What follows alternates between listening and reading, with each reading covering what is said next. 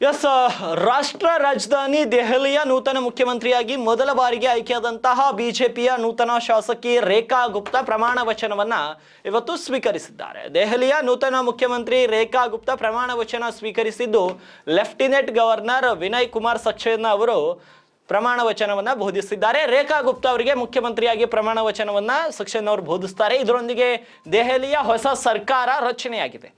ದೆಹಲಿಯ ರಾಮ್ ಲೀಲಾ ಮೈದಾನದಲ್ಲಿ ನಡೆದಂತಹ ಪ್ರಮಾಣ ವಚನ ಸಮಾರಂಭದಲ್ಲಿ ಪ್ರಧಾನಿ ನರೇಂದ್ರ ಮೋದಿ, ರಕ್ಷಣಾ ಸಚಿವ ರಾಜನಾಥ್ ಸಿಂಗ್, ಗೃಹ ಸಚಿವ ಅಮಿತ್ ಶಾ, ಆಂಧ್ರ ಪ್ರದೇಶದ ಡಿಸಿಎಂ ಪವನ್ ಕಲ್ಯಾಣ್ ಸೇರಿದಂತೆ ಬಿಜೆಪಿಯ ಆಡಳಿತ ಇರುವಂತಹ ರಾಜ್ಯಗಳ ಎಲ್ಲಾ ಮುಖ್ಯಮಂತ್ರಿಗಳು, ಕೇಂದ್ರ ನಾಯಕರು ಇದರಲ್ಲಿ ಭಾಗಿಯಾಗ್ತಾರೆ. ಮೊದಲು ರೇಖಾ ಗುಪ್ತಾ ಅವರು ಸಿಎಂ ಆಗಿ ಪ್ರಮಾಣ ವಚನ ಸ್ವೀಕಾರ ಮಾಡಿದ ನಂತರ ಪ್ರವೇಶ್ ವರ್ಮಾ ಕ್ಯಾಬಿನೆಟ್ ಸಚಿವರಾಗಿ ಪ್ರಮಾಣ ವಚನವನ್ನ ಸ್ವೀಕರಿಸಿದ್ರು. ಅವರು ಪ್ರವೇಶ್ ವರ್ಮಾ ಆಮ್ ಆದ್ಮಿ ಪಕ್ಷದ ಅರವಿಂದ್ ಕೇಜ್ರಿವಾಲ್ ಅವರನ್ನ ಸೋಲಿಸಿದಂಥವ್ರು. ಇನ್ನು ಸಿಎಂ ರೇಖಾ ಗುಪ್ತಾ ಅವರು ಸಂಪುಟದಲ್ಲಿ ದೊಡ್ಡ ಜವಾಬ್ದಾರಿಯನ್ನ ಹೊರುವಂತಹ ಸಾಧ್ಯತೆ ಇದೆ.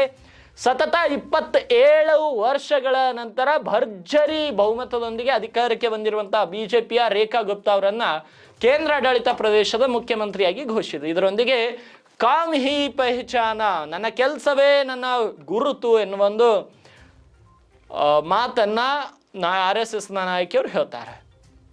ಇನ್ನು ಬಿಜೆಪಿ ಹೈಕಮಾಂಡ್ ರೇಖಾ ಗುಪ್ತಾ ಅವರನ್ನೇ ಸಿಎಂ ಆಗಿ ಆಯ್ಕೆ ಮಾಡಲು ಕಾರಣವೇನು ಅನ್ನೋ ಕುರಿತು ಕೂಡ ಈಗ ರಾಜಕೀಯ ಪಡಸಾಲೆಯಲ್ಲಿ ಸಾಕಷ್ಟು ಚರ್ಚೆಗಳು ನಡೀತಾ ಇದೆ. ಸೊ ಇವತ್ತಿನ ನಮ್ಮ ಪ್ರೈಮ್ ಟೈಮ್ನ ಮೊಟ್ಟ ಮೊದಲನೇ ಉದ್ದೇಶ, ರೇಖಾ ಗುಪ್ತಾ ಅವರನ್ನ ಯಾಕೆ ಆಯ್ಕೆ ಮಾಡ್ತು ಬಿಜೆಪಿ, ಈ ಕುರಿತು ತಿಳಿದುಕೊಳ್ಳೋಣ.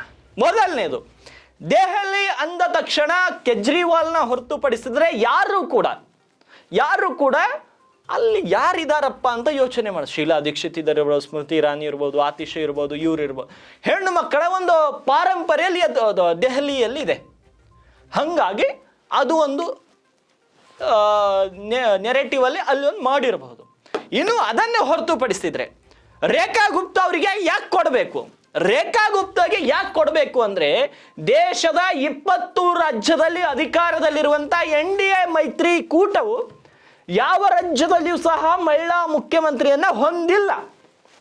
ಆದ್ದರಿಂದ ದೆಹಲಿಯಲ್ಲಿ RSS ನ ಹಿನ್ನೆಲೆ ಉಳ್ಳುವಂತಹ ಮಹಿಳೆಯನ್ನ ಮುಖ್ಯಮಂತ್ರಿ ಹುದ್ದೆಗೆ ಕರೆತರಲಾಗಿದೆ. ಇದರೊಂದಿಗೆ ರೇಖಾ ಗುಪ್ತಾ ಅವರನ್ನ ಮುಖ್ಯಮಂತ್ರಿಯಾಗಿ ಆಯ್ಕೆ ಮಾಡಿರುವುದು ಚುನಾವಣಾ ರಾಜಕೀಯ ನೀತಿಗಳಲ್ಲಿ ಮಹಿಳೆಯರಿಗೆ ಬಿಜೆಪಿ ನೀಡುವ ಆದ್ಯತೆಗೆ ಅನುಗುಣವಾಗಿದೆ. ದೆಹಲಿಯಲ್ಲಿ ಹೆಚ್ಚಾಗಿರುವಂತಹ ಬನಿಯಾ ಸಮುದಾಯಕ್ಕೆ ಸೇರಿದಂತ ರೇಖಾ ಗುಪ್ತಾ, ಇನ್ನು ಮಹತ್ವದ ಸಂಗತಿ ಅಂದ್ರೆ ರೇಖಾ ಗುಪ್ತಾ ಮುಖ್ಯಮಂತ್ರಿಯಾಗಿ ಆಯ್ಕೆಯಾದ ನಂತರ ಬಿಜೆಪಿಯು ದೆಹಲಿಯ ಸುಮಾರು 30 ಮತದಾರರನ್ನ ಒಳಗೊಂಡಿರುವಂತ ಇತರ ಹಿಂದುಳಿದ ವರ್ಗಗಳ OBC ಸಮುದಾಯಕ್ಕೆ ಕಾರ್ಯತಂತ್ರ ಅನ್ನಲಾಗ್ತಾ ಇದೆ. ಇದರೊಂದಿಗೆ OBC, ಜಾಟ್, ಗುಜ್ಜರ್, ಯಾದವ್ ಮತ್ತು ಗುಪ್ತರಂತಹ ಪ್ರಮುಖ ಗುಂಪುಗಳನ್ನ ತನ್ನತ್ತ ಸೆಳೆಯುವುದು ಒಂದಾಗಿದೆ. ಇನ್ನು ಬಹಳ ಮುಖ್ಯವಾಗಿ ರೇಖಾ ಗುಪ್ತಾ ಅವರು ದೆಹಲಿಯಲ್ಲಿ ಹೆಚ್ಚಾಗಿರುವಂತಹ ಸಮುದಾಯಕ್ಕೆ ಅವರು ಸೇರಿದವರಾಗಿದ್ದಾರೆ. ಹಾಗಾಗಿ ರೇಖಾ ಗುಪ್ತಾ ಅವ್ರನ್ನ ನೀಡಲಾಗಿದೆ. ನಾನು ಯಾವಾಗಲೂ ಹೇಳ್ತಾ ಇದ್ದೆ, ಈ ನಾಯಕತ್ವ ಅನ್ನೋದು ಹೆಂಗಿರುತ್ತೆ ಅಂದರೆ, ನಾಯಕರು ಯಾರು ಕೂಡ ತಂದೆ, ಈಗ ಡಾಕ್ಟರ್ ಮಗ ಡಾಕ್ಟರ್ ಆಗ್ಬೋದು, ಇಂಜಿನಿಯರ್ ಮಗ ಇಂಜಿನಿಯರ್ ಆಗ್ಬೋದು, ಆದರೆ ಪ್ರೈಮ್ ಮಿನಿಸ್ಟರ್ ಮಗ ಪ್ರೈಮ್ ಮಿನಿಸ್ಟರ್ ಆಗೋಕ್ಕಾಗಲ್ಲ. ಅದಕ್ಕೆ ಆ ಎಥಿಕ್ಸ್ ಬೇಕು, ಅದಕ್ಕೆ ಆ ಲಕ್ಷಣಗಳು ಬೇಕು. ಈಗ ನಿಮಗೊಂದು ಎಕ್ಸಾಂಪಲ್ ಹೇಳ್ತೀನಿ. ನೆಹರು ಅವ್ರ ಮಗಳು ಇಂದಿರಾ ಗಾಂಧಿ ಪ್ರಧಾನಮಂತ್ರಿ ಆದರು.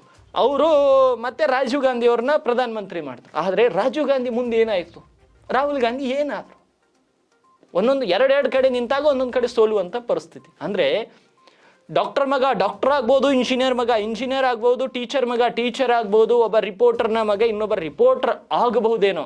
ಆದರೆ ಒಬ್ಬ ರಾಜಕಾರಣಿಯ ಮಗ ಇನ್ನೊಂದು ಸಲ ರಾಜಕಾರಣಿ ಆಗಬೇಕಾದ್ರೆ ಒಂದು ಹಣ ಬಲ ಬೇಕು, ಇನ್ನೊಂದು ತೋಳ್ಬಲ ಬೇಕು, ಅದರ ಜೊತೆಗೆ ಜನಬಲ ಬೇಕು. ಆದರೆ ಆ ಜನಬಲ ಅಷ್ಟು ಸುಲಭವಾಗಿ ಯಾರಿಗೂ ಸಿಗಲ್ಲ.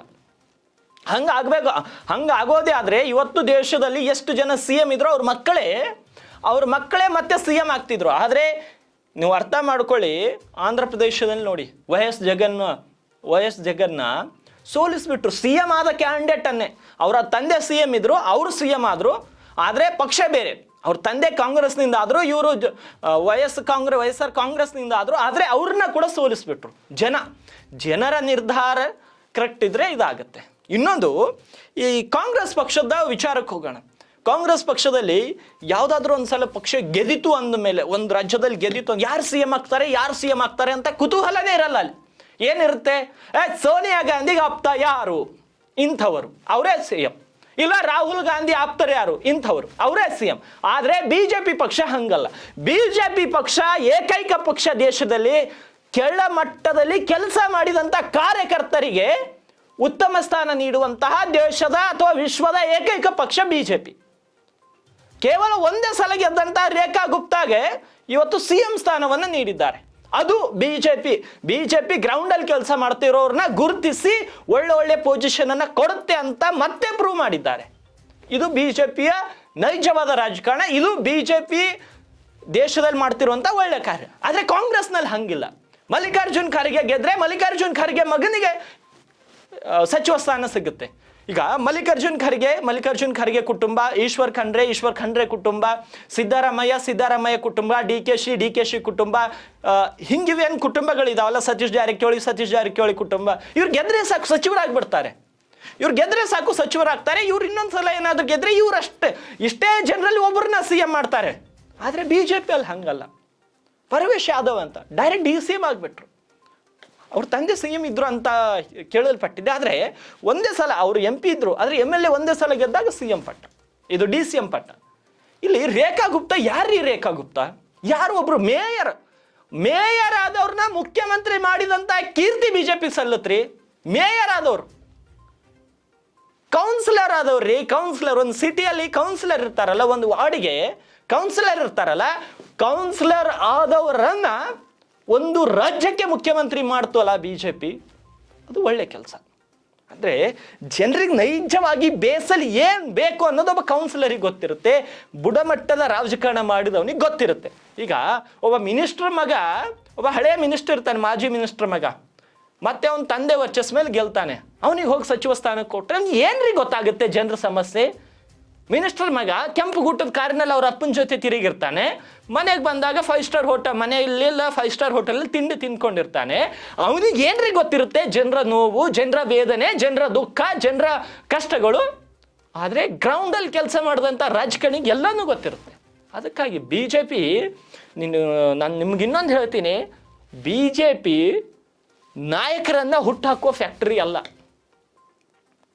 ಬಿಜೆಪಿ ನಾಯಕರನ್ನ ಹುಟ್ಟುಹಾಕುವ ಫ್ಯಾಕ್ಟರಿ ಅಲ್ಲ, ನಾಯಕತ್ವ ಇರುವವರನ್ನ ಗುರುತಿಸುವಂತಹ ಫ್ಯಾಕ್ಟರಿ. ನಾಯಕತ್ವ ಹುಟ್ಟುಹಾಕಲ್ಲ, ಹಿಂಗೆ ಮಾಡಿ ಅಂತ ಯಾರನ್ನ ಯಾರ ಹತ್ರ ನಾಯಕತ್ವ ಇರುತ್ತೋ ಅವ್ರನ್ನ ತಂದು ಮೇಲೆಬ್ಬಿಸುವಂತ ಕೆಲಸ ಬಿಜೆಪಿ ಮಾಡುತ್ತೆ. ಎಕ್ಸಾಂಪಲ್ ಕೊಡ್ಬೇಕಾದ್ರೆ ನಾನು ಕೊಡ್ತೀನಿ. ರೇಖಾ ಗುಪ್ತಾ ಮೊದಲನೇ ಬಾರಿ ಗೆದ್ರು, CM ಆಗ್ಬಿಟ್ರು. ಯೋಗಿ ಆದಿತ್ಯನಾಥ್, ಯೋಗಿ ಆದಿತ್ಯನಾಥ್ ಯಾರಿಗೆ ಗೊತ್ತಿದ್ರಿ? ಎಲ್ಲೋ ಒಂದ್ ಕಡೆ MP ಇದ್ರು, ಆದ್ರೆ ಅವ್ರನ್ನ ತಂದು CM ಮಾಡಿದ್ರು. CM ಮಾಡಿದ ಮೇಲೆ ಗೊತ್ತಾಯ್ತು ಅವರ ನಾಯಕತ್ವ ಎಂಥದ್ದು. ಇವತ್ತು ದೇಶದಲ್ಲಿ ಚರ್ಚೆ ಆಗುತ್ತೆ ಯೋಗಿ ಮಾಡೆಲ್ ಅಂದ್ರೆ ಏನು ಅಂತ. ಅದು ನಾಯಕತ್ವ ಗುಣ ಇರುವವ್ರನ್ನ ಗುರುತಿಸಿ ಮೇಲ್ತಾ ಇರ್ತೇವೆ. ಹೇಮಂತ್ ಬಿಶ್ವಾ ಶರ್ಮಾ ಆಸಾಂನಲ್ಲಿರೋರು, ಇವತ್ತು ಅವ್ರನ್ನ ಹಿಂದೂ ಫೈರ್ ಬ್ರ್ಯಾಂಡ್ ಅಂತ ಕರೆಯಲಾಗುತ್ತೆ. ಕಾಂಗ್ರೆಸ್ನಲ್ಲಿದ್ದವರು ಬಿಜೆಪಿಗೆ ಬಂದ್ರು, CM ಸ್ಥಾನ ಸಿಕ್ತು. ಅಂಥವ್ರನ್ನ ತಂದು ಒಳ್ಳೆ ನಾಯಕರನ್ನ ಸೆಳೆದುಕೊಳ್ತಾ ಇರುತ್ತೆ ಬಿಜೆಪಿ. ಒಳ್ಳೆ ನಾಯಕರನ್ನ ಆಯ್ಕೆ ಮಾಡುತ್ತೆ, ಇಂಥವ್ರಿಗೆ ಕೊಟ್ಟು ಬಿಡ್ರಿ. ರಾಜಸ್ಥಾನದಲ್ಲಿ ಅವರು 1-2 ಸಲ ಭಜನ್ ಲಾಲ್ ಶರ್ಮಾ ಅಂತ, ಅವರು ಒಂದು ಸಲ ಏನೋ 2 ಸಲ ಗೆದ್ದವ್ರು, ಅವ್ರನ್ನ ತಂದು CM ಮಾಡ್ತು. ಅಂದ್ರೆ ಇಲ್ಲಿ ಬಿಜೆಪಿಯಲ್ಲಿ ಒಂದಂತೂ ಕ್ಲಿಯರು, ಯಾರ ಹತ್ರ ನಾಯಕತ್ವ ಗುಣ ಇರುತ್ತೋ, ಯಾರ ಹತ್ರ ಕೆಲಸ ಮಾಡುವ ಶಕ್ತಿ ಇರುತ್ತೋ, ಯಾರ ಹತ್ರ ಮ್ಯಾನೇಜ್ಮೆಂಟ್ ಮಾಡುವಂಥ ಸಾಮರ್ಥ್ಯ ಇರುತ್ತೋ, ಯಾರ ಹತ್ರ ದೇಶ ಮೊದಲು ಅನ್ನೋ ಒಂದು ತಲೆಯಲ್ಲಿ ಇರುತ್ತೋ ಅಂಥವರಿಗೆ ಬಿಜೆಪಿ ಒಳ್ಳೆ ಸ್ಥಾನಗಳನ್ನು ಕೊಡುತ್ತೆ.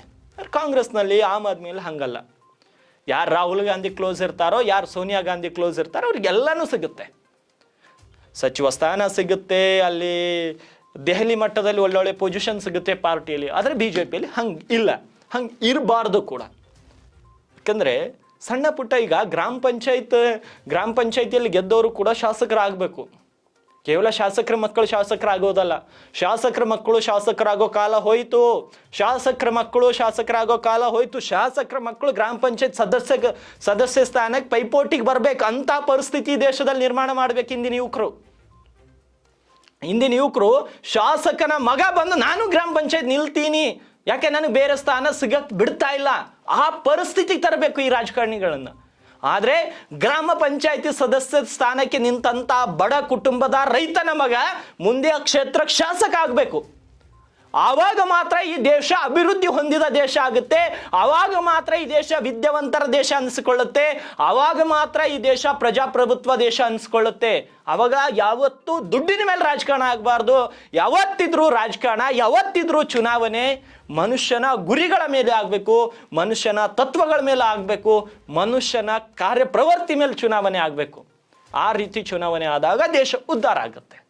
ಎಸ್, ರೇಖಾ ಗುಪ್ತಾ ಅವರಿಗೆ ಉತ್ತರ ಕರ್ನಾಟಕ ಸುದ್ದಿವಾಹಿನಿಯಿಂದ ಕೂಡ ಹಾರ್ದಿಕ ಅಭಿನಂದನೆಗಳು. ದೆಹಲಿಯಲ್ಲಿ ಅರ್ಧಕ್ಕೆ ನಿಂತಹ ಅನೇಕ ಕೆಲಸಗಳಿದೆ, ಆದಷ್ಟು ಬೇಗ ಅವುಗಳು ಕೂಡ ಪೂರ್ಣಗೊಳಿಸುವಂಥ ಕಾರ್ಯಕ್ಕೆ ರೇಖಾ ಗುಪ್ತಾ ಕೈ ಹಾಕಲಿ ಅಂತ ಹಾರೈಸ್ತೀವಿ. ಸೊ ಇವತ್ತಿಗೆ ಈ ಪ್ರೈಮ್ ಟೈಮನ್ನು ಇಲ್ಲಿಗೆ ಕ್ವಿಟ್ ಮಾಡ್ತಾ ಇದ್ದೀನಿ. ಮತ್ತೆ ನಾಳೆಯ ಪ್ರೈಮ್ ಟೈಮ್ನಲ್ಲಿ ಮತ್ತಷ್ಟು ವಿಷಯಗಳನ್ನು ಚರ್ಚಿಸೋಣ ಮತ್ತು ದೇಶ, ರಾಜ್ಯ, ವಿದೇಶದ ಸುದ್ದಿಗಳನ್ನು ನಿಮ್ಮ ಮುಂದಿಡುವಂಥ ಪ್ರಯತ್ನವನ್ನು ಮಾಡ್ತೇನೆ.